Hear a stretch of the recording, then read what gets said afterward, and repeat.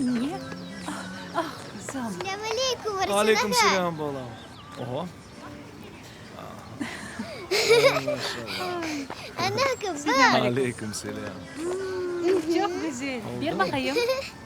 Son rahat oldun? Evet. Bak. Bak kumanda. Vay. La la la la la la la. La la la la la la.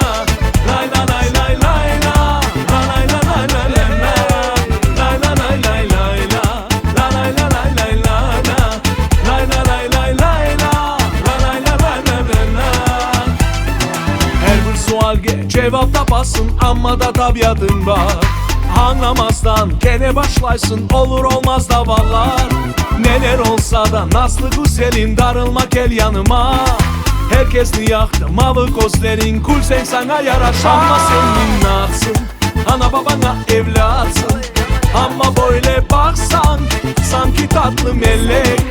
Ama da innatsın ana babana evlatsın. Ama böyle baksan sanki tatlı melek. La la la la la la la. La la la la la la. La la la la la la. La la la la la la la. La la la la la la. La la la la la la la. La la la la la la. La la la la la la. Kim neler açsa sen inanmazsın her şey gebirman açır.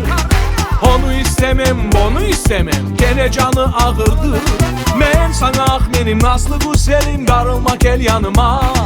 Herkesni yaktı mavi gözlerin, kul sen sana yaraş. Ama sen minnatsın, ana babana evlatsın. Ama böyle baksan, sanki tatlı melek. Ama da innatsın, ana babana evlatsın. Ama böyle baksan, sanki tatlı melek.